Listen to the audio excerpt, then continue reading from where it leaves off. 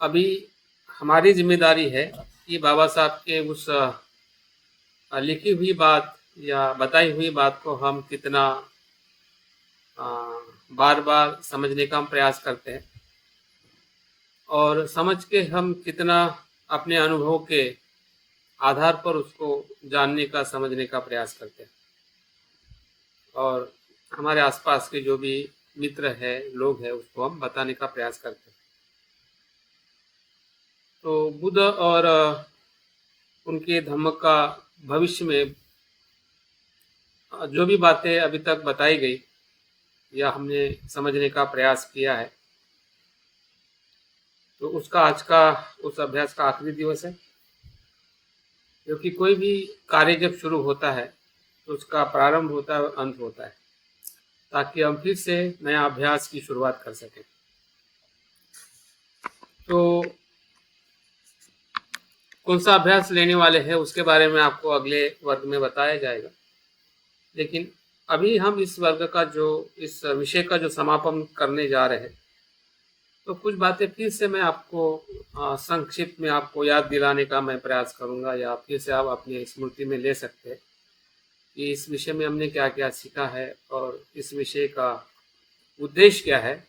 और उद्देश्य होने के साथ साथ में हम इस उद्देश्य के साथ में चलने का जो हमारा प्रयास है, या जिसे हम कह सकते हैं कि हमारी समझदारी या हमारी एक दृष्टि को हमने कैसे विकसित किया है या करना है। अगर विकसित नहीं किया है या विकसित नहीं हो रही है तो हमें बार बार प्रयास करना है कि बाबा साहब की वो धम्म दृष्टि जो है हमारे में या मुझ में व्यक्तिगत रूप में मैं कैसे उस दृष्टि से देख सकूं या उस दृष्टि का विकास कर सकूं, जिसके कारण मैं बाबा साहब के इस विचारों को अच्छी तरह से समझ सकूं। और कुछ समय आपके तरफ से भी कुछ आपकी रिपोर्टिंग हम सुनना चाहेंगे कि आपको ये विषय में से क्या बातें आपको ज़्यादा समझ में आई या कुछ बातों को लेकर अभी भी अगर आप में कुछ संभ्रम है या आपके कुछ सवाल है, तो उसको लेके भी आपके साथ में कुछ हम समय आज के वर्ग में बिताएंगे। और इस प्रकार से आज का जो वर्ग जो है आखिरी में धम्म पालन गाथा या आभार विधि करके हम आज के वर्ग का हम समापन करने वाले हैं। तो मैं फिर से आपको दोहराना चाहूँगा कि ये विषय कितना महत्वपूर्ण है। महत्वपूर्ण इसलिए है क्योंकि ये बाबा साहब का लिखा हुआ ग्रंथ है या लिखा हुआ उनका वचन है, इसलिए महत्वपूर्ण है। जो बोधिसत्व होते हैं या बोधिसत्व के व्यक्तित्व में जो वो बातें वो कहते हैं लिखते हैं, वो पूरे समाज में एक मार्ग दिखाने वाली प्रेरणा देने वाली ऊर्जा के रूप में उसका हम उपयोग करते हैं। आज 2600 वर्ष होने के बाद में भी बुद्ध के वचन उतने ही जीवित लगते हैं जितना वो हमें समय पुराना प्राचीन लगता है। उनके एक एक शब्द ऐसा लगता है कि वो अभी के जीवन की बात कर रहे हैं। उनके वचनों को सुन के हमें लगता है कि वो मेरी बात कर रहे हैं, मेरे दुख की बात कर रहे हैं या समाज के दुख की बात कर रहे हैं। तो ये वचनों का जादू है। ये ऐसे जो बुद्ध और बोधिसत्व जो अपनी बातों को कहते हैं और बाद में उसको लिखकर उसको संग्रहित किया जाता है, संभाला जाता है, बार बार उसका प्रकाशन किया जाता है, बार बार उसके बारे में अभ्यास किया जाता है, ताकि हर मनुष्य को या हमें अधिक मौका मिले, संधि मिले। हो सकता है कि ये ग्रंथ का पठन आपने इसके पहले भी किया होगा, आपने शिविर भी किया होगा या हमारे सेंटर में इसका अभ्यास भी किया होगा या और किसी धम्मचारी के संपर्क में आके इसको आपने पढ़ा भी होगा या स्वयं भी पढ़ा होगा। तो अभी उसी विषय को बार बार पढ़ने की क्या जरूरत है। जरूरत इसलिए है क्योंकि जिस समय भी आपने उस चीज को सुना होगा, इस विषय को, हो सकता है कि उस समय हमारा मन पूरा जागरूक ना हो सकता है कि हम समझने के लिए उस समय सक्षम ना हो सकता है कि कुछ बातें हमारी अस्पष्ट रही हो, और इन सभी कारणों से अगर हम उसको फिर से दोबारा पढ़ते हैं या कभी हमने अभ्यास किया है, तो निश्चित ही पहली जो हमारी इस विषय के प्रति जो हमारी समझदारी है या उसको समझने का हमारा तरीका है, निश्चित ही बदला होगा या उसमें बदलाव हुआ होगा। इसका मतलब इसके पहले भी आपने अभ्यास किया तब भी वो जरूरी था, आज अभ्यास कर रहे तो आज भी जरूरी है, और कल जब भी आप फिर से अभ्यास करना चाहोगे तब भी आपको लगेगा कि उस समय मंजू कुमार ने, आर्यवज्र ने और किसी ने आपको बताया होगा, तो कुछ तो भी और आपको लगेगा कि कुछ तो भी कमी रह गया था जो आज मुझे समझ में आ रहा है। तो यही बोधिसत्व की, ज्ञान की, वचनों की या उनके लिखे हुए साहित्य की विशेषता होती है कि आप कितनी बार भी पढ़ो, किसी से भी पढ़ो या किसी भी जगह पे पढ़ो, आपको हमेशा जब जब भी उस वचनों को आप अध्ययन में लाओगे, जब आप स्वयं भी पढ़ोगे, तब भी आपको लगेगा कुछ तो अभी है कि जो मुझे अभी कुछ समझ में आ रहा है या मैं और ज्यादा समझने का प्रयास कर रहा हूं। तो समझदार ही अपने आप में दुख से मुक्त होने का साधन है। समझदारी का मतलब क्या है यहाँ पे? प्रज्ञा, सम्यक दृष्टि, और सम्यक दृष्टि और प्रज्ञा का सीधा और सरल लाभ है जो हमें मिलने वाला है या मिलता है या उसका हमें स्वाद आता है। जैसे हम जितने प्रमाण में समझदार बन जाते हैं उतने प्रमाण में हम दुख से मुक्त होने लगते हैं। तो समझदारी या प्रज्ञा जो है वो अज्ञान का क्या है? एंटीडोट है। और अज्ञान क्या है? दुख का कारण। जितना ज्यादा अज्ञान उतने हम ज्यादा दुखी। हमारा दुख का प्रमाण, हमारा दुख का कारण हमारा अज्ञान है। फिर वो दुख हमारा शारीरिक दुख हो, मानसिक दुख हो या आध्यात्मिक, अगर हमारी प्रगति नहीं हो रही उसका दुख हो, जैसे कि हमारा ध्यान नहीं हो रहा है, शिलाचरण नहीं हो रहा है, या जो भी हमें कुछ कमजोरियां लग रही है, या हमारे जो पारिवारिक संबंध हो, या समाज में दिखने वाली असमानता हो, भ्रष्टाचार हो, जो भी दुख जो है उसका जो उद्भव जो है वो अज्ञान है। अज्ञान हमारा खुद का भी है और संसार के सभी लोगों। अज्ञान हमारे में ही नहीं है, संसार के सभी जीव मात्रा में। तभी तो अगर हम बुरा करते हैं तो और लोग भी तो बुरा करते हैं, और जब बुरा या जिसे हम अकुशल कहते हैं, और जब अकुशल कोई करता है तो उससे ही दुख होता है, या हम भी कुछ अकुशल कर्म करते हैं उससे हम दुखी होते हैं। जो संसार का मन है या समाज का मन है और हमारा खुद का मन है, उन दोनों मन के भीतर जो कुछ भी दुख है उस दुख का कारण अज्ञान है, और उसका एक ही उपाय है प्रज्ञा, ज्ञान। और ज्ञान कहां से आता है? बुद्ध के वचनों से आता है, बोधिसत्व के वचनों से आता है, क्योंकि वो ज्ञानी है, उनका अनुभव है, उनके पास में ऐसी कला है, ऐसा मार्ग है, ऐसी बातें हैं कि जो हमें वो समझाना चाहते हैं कि आपने अपने जीवन में बुद्ध धम्म संघों को कैसे समझना चाहिए। अगर इस लेख का या बाबा साहब के वचनों का अगर एक शब्द में अगर कुछ मैं आपको बताऊं इसका विषय, तो बुद्ध, धम्म और संघ है। और भंते की भाषा में बुद्ध, धम्म, संघ जो 3 रत्न है, उसका उसको शरण जाना ही आध्यात्मिक प्रवास है और आध्यात्मिक विकास है और आध्यात्मिक पूर्णता है। तीनों शरणगमन में ही है। शुरुआत भी शरणगमन से होती है। अगर हम विकास कर रहे हैं, परिणाम कारक शरणगमन की तरफ जा रहे हैं, तो वो भी शरणगमन से ही होता है। अगर उससे थोड़ा और आगे जाते हैं, श्रोतापन्न होते हैं, तब भी शरणगमन साथ। मतलब जब तक हम स्वयं निर्वाण या बुद्धत्व को प्राप्त नहीं करते हैं, तब तक शरणगमन निरंतर हमारे साथ है या हम उसके साथ में। तो ये विषय कहाँ पे खत्म होने वाला है?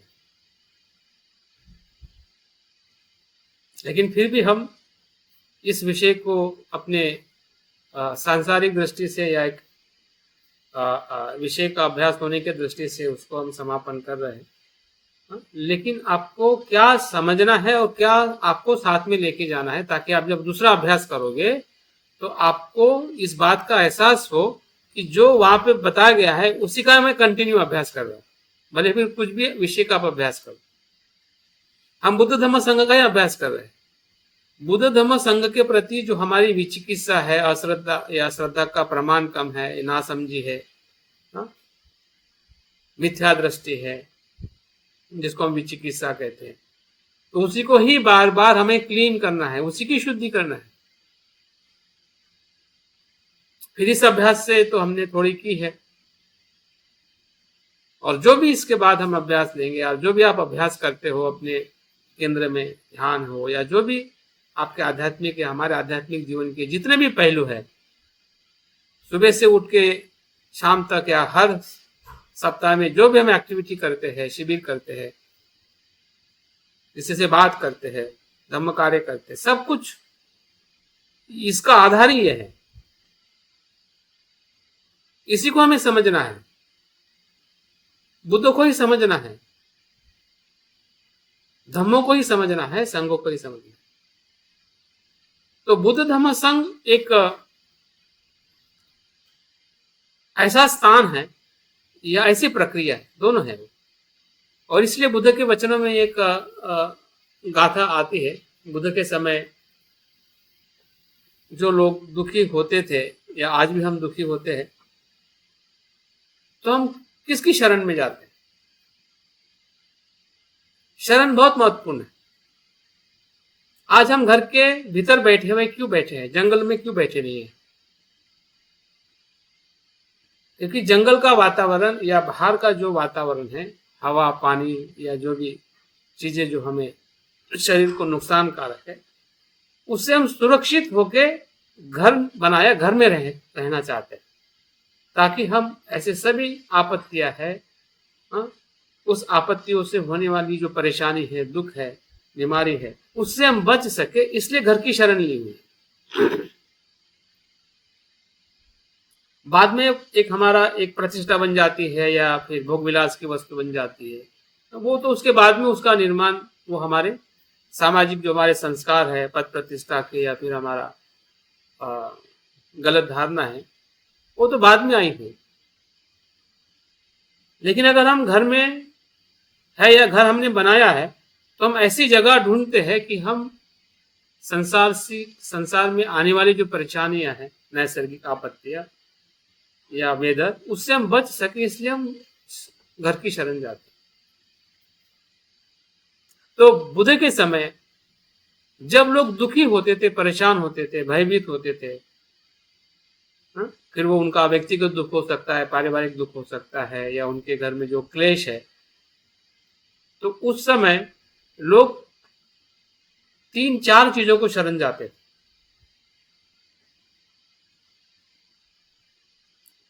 उस समय के जो प्राचीन पेड़ है उसको शरण जाते थे, प्राचीन गुफाएं उसको शरण जाते थे, तो प्राचीन कहने वाली जो ईश्वरीय शक्ति कह सकते हैं, दैवी शक्ति है, ऐसी शक्ति को शरण जाते। ये उनका शरण स्थान था। तो बुद्ध कहते हैं कि ये शरण जो है मनुष्य के लिए उचित शरण नहीं है। उसकी शरण जाने से कोई भी मनुष्य अपने दुखों से मुक्त नहीं हो सकता है, ना सुरक्षित रह सकता है, क्योंकि उसका स्वाभाविक दुख कारक, कि जो पहले से ही दुखी है वो औरों को सुखी कैसे कर सकता है, सुरक्षितता कैसे दे सकता है। उदाहरण के तौर पे अगर आपको कोई मारने के लिए आ रहा है और आप कमजोर व्यक्ति के पास में जाके शरण ले रहे हैं, तो वो आपको कैसे बचाएगा, क्योंकि वो खुद कमजोर है। लेकिन आप ऐसे व्यक्ति के पास में जा रहे हैं कि जो बलवान है, शक्तिशाली है। अगर कोई आपको मारने के लिए आ रहा है तो अगर आप पहलवान के पास जाते हैं तो हो सकता है कि वो आपको उससे बचाए, अगर उससे वो बलवान है तो ये संकल्पना जो है शरण जाने की, ये बहुत स्वाभाविक है, तब भी और आज भी। जैसे कि मैंने बताया कि हमारी प्राकृतिक जो आपत्ति जो आती है उसके लिए हम घर की शरण जाते हैं, वैसे ही हम शरण जाते हैं जब भी हमें कोई बीमारी होती है। तो आजकल लोग मंदिरों की शरण जाते हैं, क्रियाकांड की शरण जाते हैं, व्रत की शरण जाते हैं। अगर हम थोड़ा सुधार गए तो हम डॉक्टर की शरण जाते हैं। ये हमारे शरण स्थान है, आप ढूंढिए। या कोई ड्रग्स लेता है, कोई नशा करता है,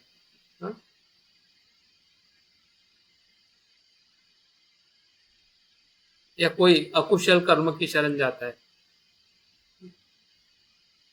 बुरे रास्ते पे चला जाता है, क्योंकि उसको पीड़ा है, उसको दुख है, उसको दर्द है, उससे वो बाहर आना चाहता है। लेकिन जब उसको मार्ग नहीं मिलता है या वो मार्ग को समझ नहीं पाता है, जीवन की सत्यता, तो वो गलत शरण में वो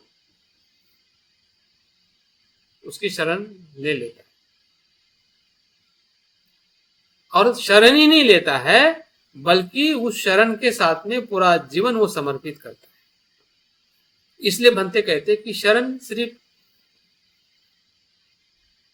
कृति नहीं है, वो प्रक्रिया है।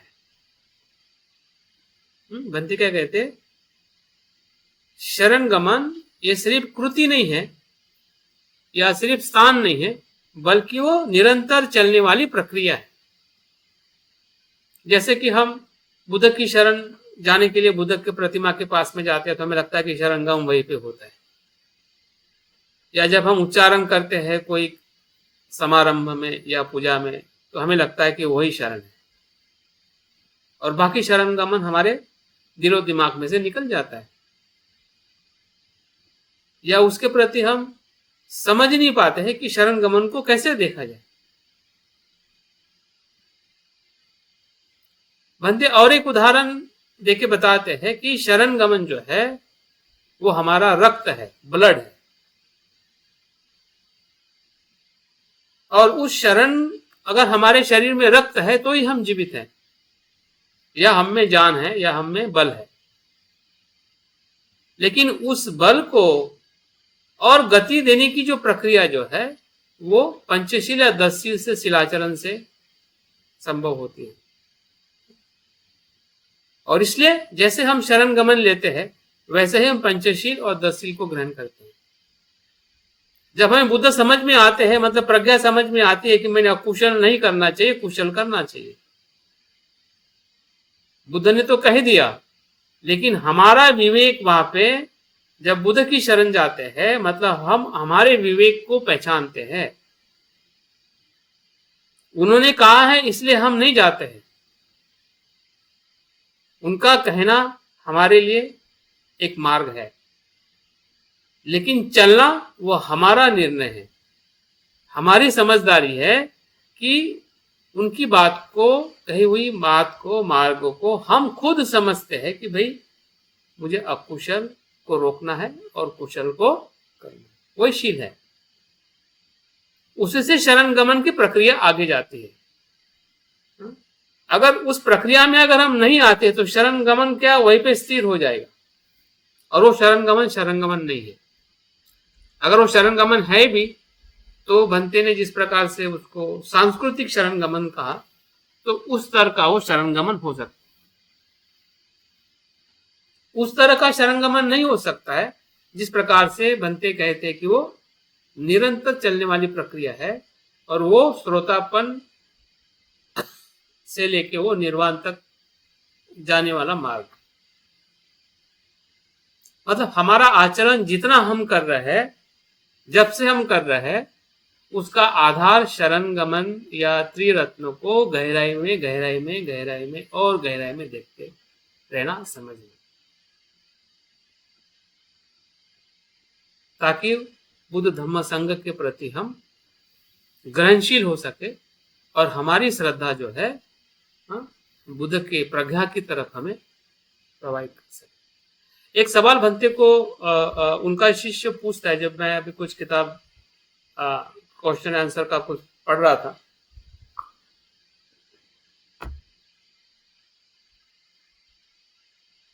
सवाल बहुत ही सिंपल है, शायद आपके मन में भी सवाल आ सकता है, आया होगा, या फिर जब हम बुद्ध के जीवन के समय का जो भी साहित्य हम पढ़ते हैं तो उसमें एक वर्णन हमेशा आता है कि बुद्ध को सुनने वाला भिक्षु हो या फिर गृहस्थी हो, श्रोतापन्न को प्राप्त हो गया, निर्वाण को प्राप्त हो गया। तो ये कैसे संभव था और आज क्यों संभव नहीं, ऐसा सवाल भंते को पूछा जाए। तो भंते उसका जवाब बहुत ही एक ही शब्द में, एक ही वाक्य में बताते, क्योंकि उस समय जो लोग बुद्ध को सुनते थे वो श्रद्धा से सुनते थे। अभी श्रद्धा मतलब यहाँ पे कितना महत्वपूर्ण परिबल है, जिसको हम एक तरफ न्यूरॉन में हम विचिकित्सा को रखते हैं और एक तरफ श्रद्धा को रखते हैं। हम बुद्ध को अभी जान भी गए इतने सालों से, फिर भी हमारे मन में विचिकित्सा है। अगर नहीं हो तो हम श्रोतापन में चले जाना चाहिए, क्योंकि उस समय जो भी बुद्ध को सुनता था वो बहुत ही श्रद्धा से सुनने के कारण वो श्रोतापन में चला। इतनी जरूरत हमें श्रद्धा की है, और श्रद्धा को बढ़ाने के लिए बाबा साहब का ये लेख जो है वो हमें जितनी बार आप पढ़ो उतनी बार हमें मदद कर सकता है, क्योंकि श्रद्धा का जो अनुभव जो है वो 3 स्तर पे हमें होता है, और तीनों स्तर पे उसका हमने अवलोकन करने की जरूरत है। कभी कभी हमें लगता है कि मैं तो बुद्ध के प्रति श्रद्धावान हूं, बिल्कुल हम श्रद्धावान हैं, लेकिन किस स्तर की श्रद्धा है उसको हमने पहचानने की जरूरत। भंते बताते हैं कि 3 स्तर के अंदर हमारी जो पहले प्रकार की श्रद्धा जो है वो सिर्फ सांस्कृतिक श्रद्धा है।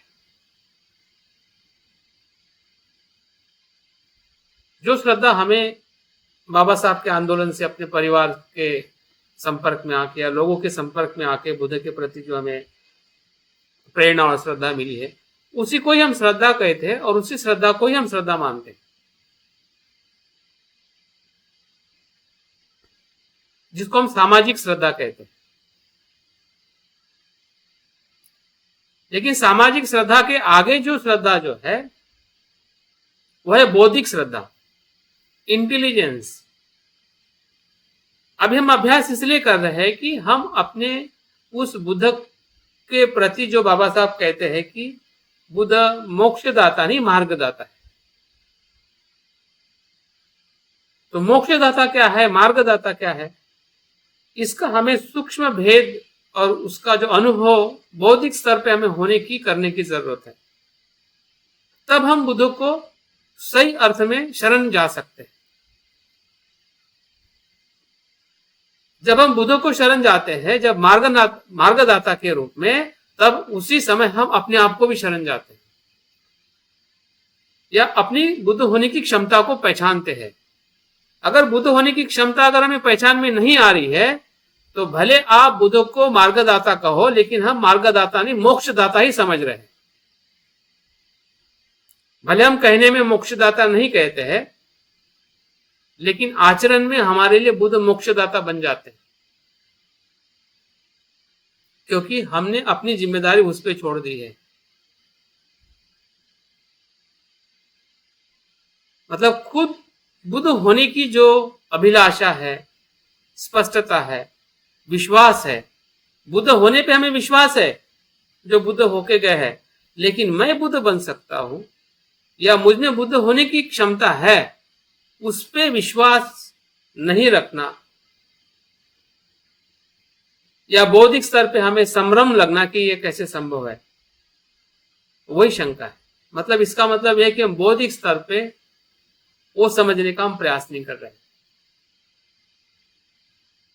और इसलिए बाबा साहब ने चारों संस्थापकों का वहां पे एक ऐसा गहरा विश्लेषण कर दिया है कि आपको किस प्रकार से अन्य धर्म के संस्थापकों को देखना है कि जो ईश्वरवादी है, और किस प्रकार से बुद्ध के अस्तित्व को समझना है कि बुद्ध हमारे लिए क्या है।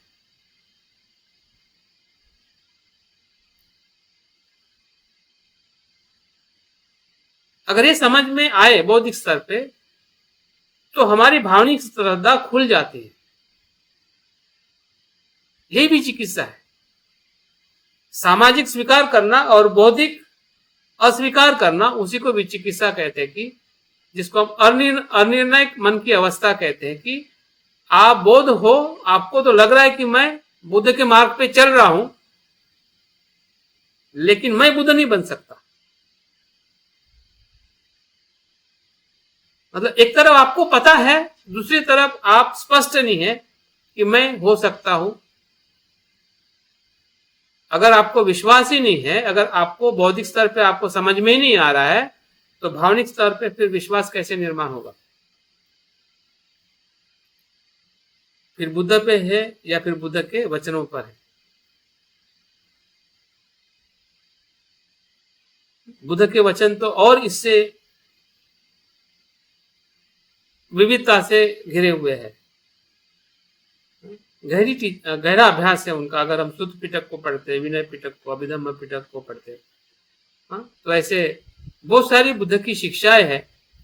तो उस शिक्षा में बहुत सारी बातें आती हैं, तो संसार की हो, भव चक्र की हो, इस लोक की हो, उस लोक की हो, ब्रह्मा की हो, असुरों की हो, ऐसी जन्म की हो, पुनर्जन्म की हो, तो ये सभी बातें पर विश्वास हम कैसे रख पाएंगे?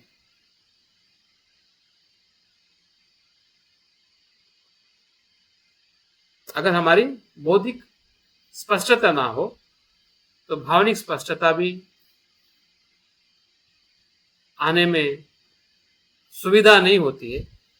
अगर सुविधा नहीं है तो भावनिक जो हमारा खुलापन है या भावनिक जो समर्पण जो है, वो हमारे शरण गमन के लिए, जिसको हम परिणाम से सत्य शरण गमन की तरफ जाने की बात कर रहे हैं, तो वहां पे हमेशा वो 3 बंधन में से जो तीसरा जो बंधन है, वो हमेशा हमें बांध के रखेगा कि उधर नहीं जाना है, इधर ही जीवन को समाप्त करना है।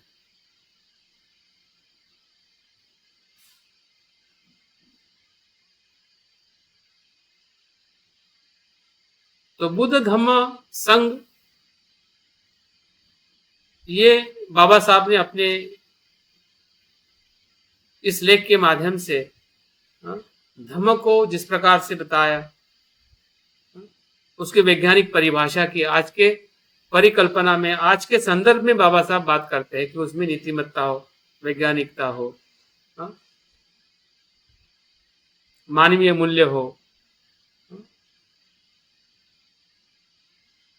और गरीबों का स्वीकार करने वाला हो, ताकि मनुष्य भौतिक रूप में दुखी ना हो।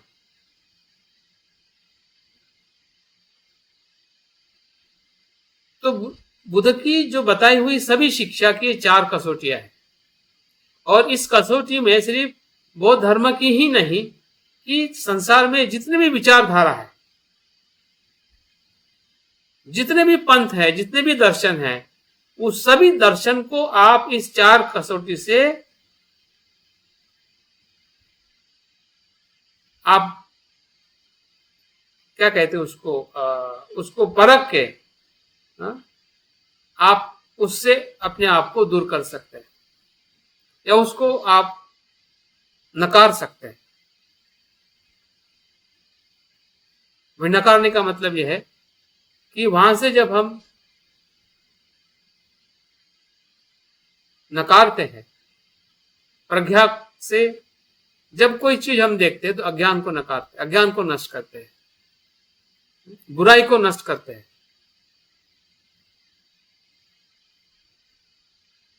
जहां पे वैज्ञानिक दृष्टि होगी तो कौन सी दृष्टि नष्ट होगी? अज्ञान की, मिथ्या दृष्टि की, पाखंड की। जहां पे नैतिकता हो तो कौन सा आचरण नष्ट होगा? अनैतिक आचरण नष्ट होगा। जहां पे समता, स्वतंत्रता, बंधुता हो वहां पे असमानता, गुलामी नष्ट होगी। तो इस प्रकार से हमने आज के विश्व में जो भी अलग अलग विचारधाराएं चल रही है, फिर उसमें मार्क्स हो, कम्युनिज्म हो, या जितने भी अलग अलग पंथ की जो विचारधाराएं हो, जो हमें सुनने को, पढ़ने को मिलती है या परेशान करती है या समाज में एक प्रकार से गलत वातावरण निर्माण करती है, तो ये सभी जो विचारधाराएं जो है उसका विरोध या उसको नकारना वो हमारे लिए तभी संभव हो सकता है कि जब हम इस 4 कसौटी को सही तरीके से समझें। नहीं तो बाह्य जो वातावरण जो है हम पे प्रभाव करेगा। छोटी छोटी बातों में हमें लगेगा कि अभी क्या होगा, कैसे होगा, क्यों ऐसा हो रहा है, जबकि उसके दर्शन में अगर ये 4 बातें नहीं है तो उससे वो विपरीत ही जाने वाला है। हमें अपने विचारों को, हमें अपने मार्ग को, धर्म मार्ग पे अगर चलना है तो ये 4 कसौटियां सिर्फ बुद्ध और बुद्ध की शिक्षा में ही हमें पूर्णता से प्राप्त होती है। और इसलिए जब हम धम्म का आचरण करते हैं तो धम्म के आचरण में या धम्म के मार्ग में 2 बातें महत्वपूर्ण होती है।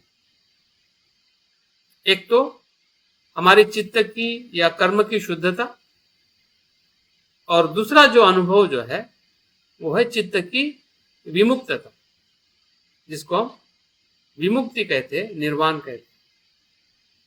यही धम्म के 2 महत्वपूर्ण अनुभव है। अगर हम कोई भी आचरण कर रहे हैं तो वहां पे अगर शुद्धता हो रही है, मतलब अकुशल को छोड़ के हम कुशल आचरण कर रहे हैं, फिर वो काया का हो, वाचा का हो या मन का हो, तो वो शुद्धता जो है, फिर वो ध्यान करने से भी हमारा मन शुद्ध होता है, दान करने से भी हो, शील का आचरण करने से भी हो, मैत्री का आचरण करने से भी हो।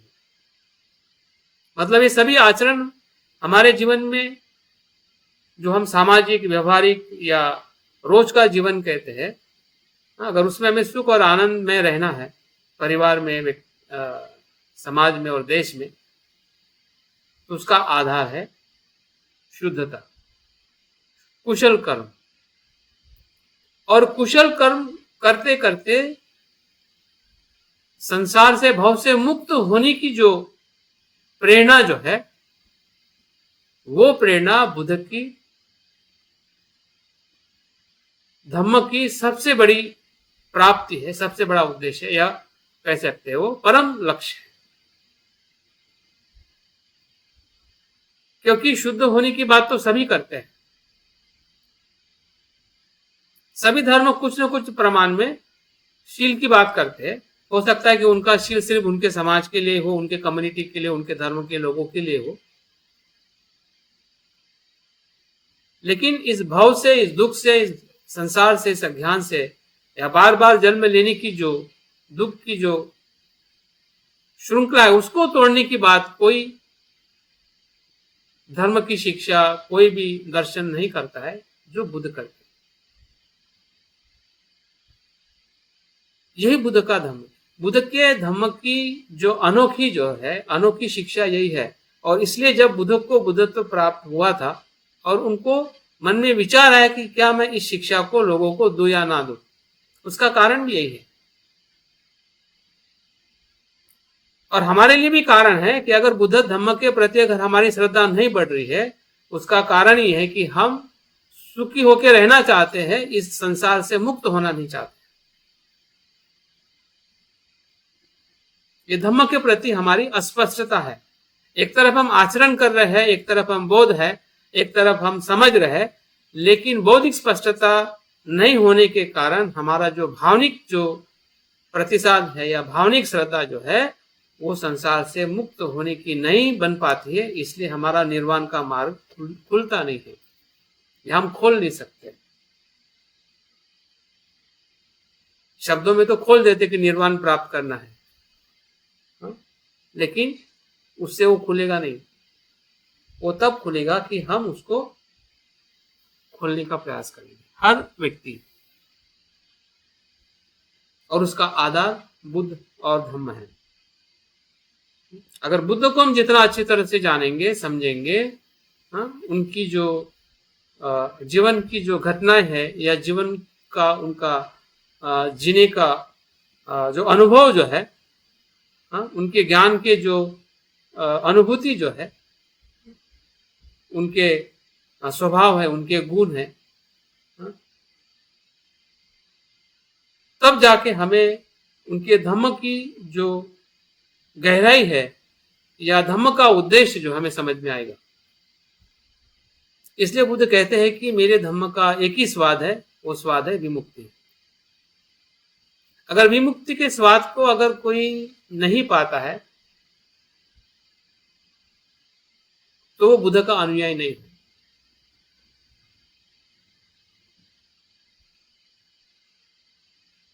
अगर हमें सही में बुद्ध का सच्चा अनुयायी होना है या हम होने का जो प्रयास कर रहे हैं,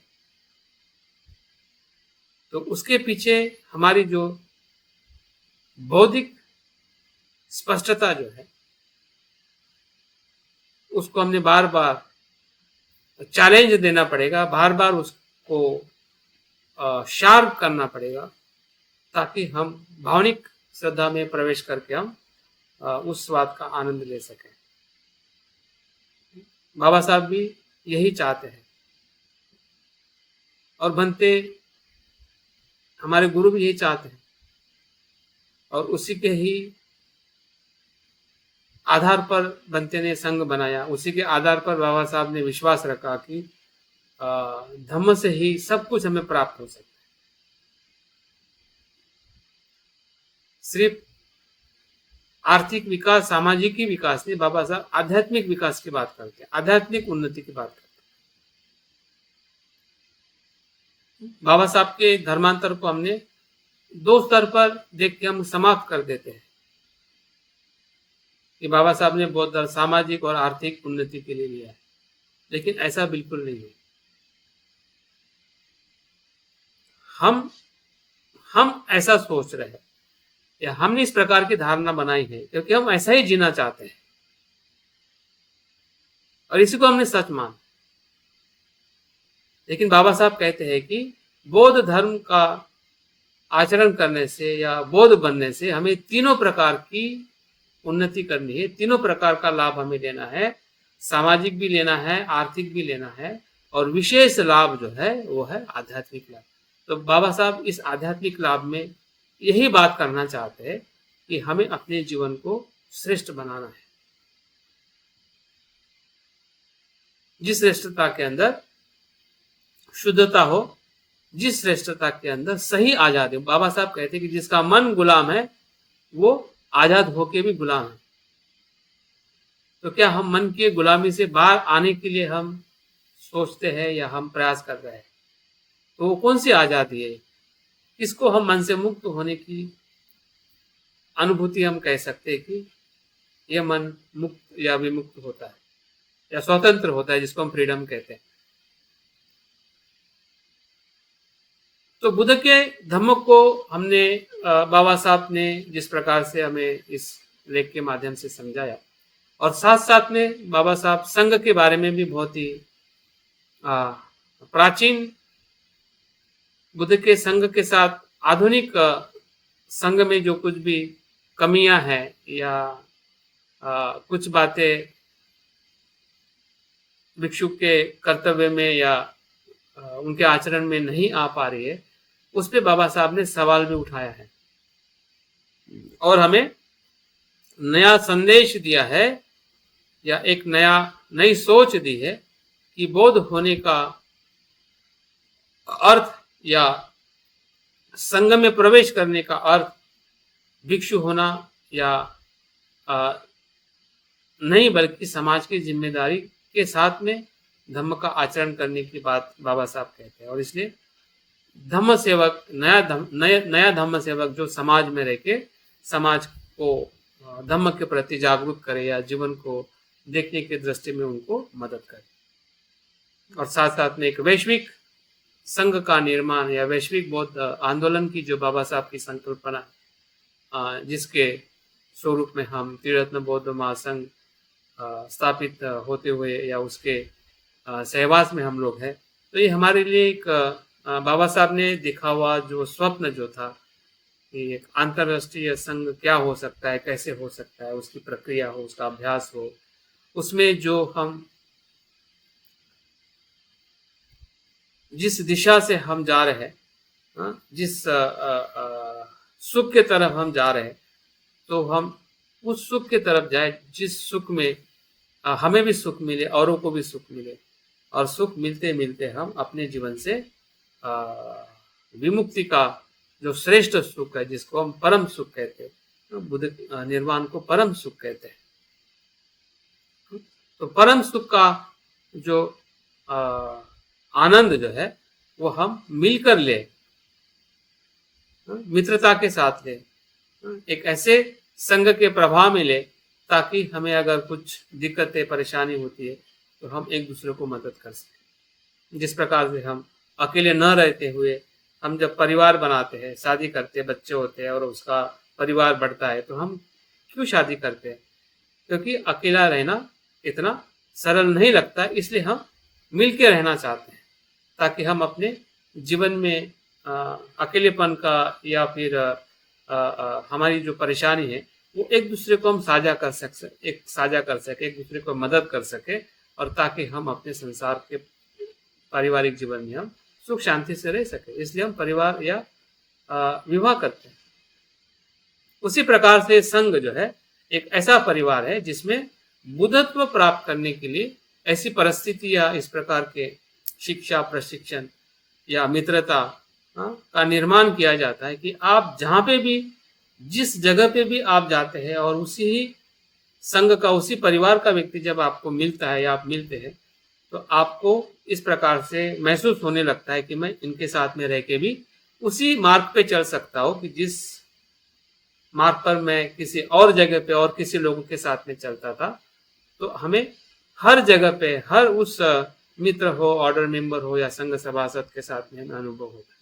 यही वैश्विक जो बंधुता जो है, जिसको हम ब्रदरहुड कहते हैं, जो हमें भारतीय संविधान में हमें सुनने पढ़ने को मिलती है, लेकिन उसका सही आचरण हम इस संघ के माध्यम से महसूस कर सकते हैं कि सही में संघ हमें क्या दे रहा है और हम उसमें से क्या ले रहे हैं, ताकि हम औरों को भी इस अनुभव के माध्यम से हम बुद्ध धम्म संघ के प्रवाह में लेके आ सकें। और अंतिम बात बाबा साहब की हमने हमेशा याद रखी है, जो मुझे जब से मैं कुछ समझा या पढ़ने लगा, तब से मुझे बाबा साहब का ये जो सेंटेंस जो है, जहाँ से भी मैंने पढ़ा होगा या सुना होगा, वह है कि बौद्ध धम्म का प्रचार प्रसार करना ही मानवता की सच्ची सेवा है। तो वो शब्द कहीं ना कहीं हमेशा मुझे पिन होता रहा है, जब भी मैं अपने आप को, जब मैं बाबा साहब का अनुयायी कहता हूँ, बौद्धिस्ट कहता हूँ, तो उसका पिन मुझे हमेशा होते रहा कि इसके लिए क्या मैं कर सकता हूँ या हमने करना चाहिए। तो भंते इसको और एक बात जोड़ के कहते हैं कि धम्म का प्रचार प्रसार वही कर सकता है कि जो धम्म का आचरण करता है। तो आचरण तभी हो सकता है कि जब हमारा शरण गमन गहरा होते जाए। अगर शरण गमन अगर पहले स्तर पर ही है तो आचरण भी पहले स्तर पे रहेगा, और हम सही अर्थ में धम्म का प्रचार करने के लिए जो हमें ऊर्जा चाहिए, उत्साह चाहिए, या एक प्रकार से लोगों के दुख के प्रति हमें करुणा या मैत्री का अनुभव चाहिए, तभी जाके हम धम्म का प्रचार प्रसार सही अर्थ में कर सकते हैं। अगर हमारे आचरण में गहराई हो, हमारे गहराई में शरण गमन हो, तो मुझे लगता है कि एक प्रकार से हमारे पूरे अस्तित्व में जहाँ से भी हम आए हैं, वैसे हमारे आने का सोर्स हमारे माता पिता है, लेकिन हम इसी माता पिता के स्रोत से नहीं आए, बल्कि एक मानव जीवन की ये निरंतर चलने वाली प्रक्रिया है जिसका ना आदि है ना अंत है। हमने अनेक जीवन में हमने जन्म लिया है, और उसकी एक धारा में हम इस मनुष्य जीवन में हमारा इस जगह पर, जिसको हम अपना परिवार या हमारा देश या हमारा समाज और हमारा संघ कहते हैं, तो ये हमारे लिए सबसे बड़ी अपॉर्चुनिटी है, संधि है कि हम ऐसे समय में हम पैदा हुए जिस समय में बोधिसत्व जैसे हमें लोग मिले या संघ का जो हमें सहवास मिला। तो हमने अपने जीवन को बहुत ही कृतज्ञ, या एक प्रकार से हमने खुद का भी पुण्यानुमोदन करना चाहिए, और जिनके होने से हमें एक ऐसा जीवन देखने का हमें मौका मिल रहा है, बार बार मौका मिल रहा है। बार बार हम समझ के आगे बढ़ना चाहते हैं, कभी हम समझ नहीं पाते हैं, लेकिन जब भी हम समझे तो हमें यही समझ में आएगा कि बुद्ध धम्म संघ को ही हमें और गहराई में समझना है।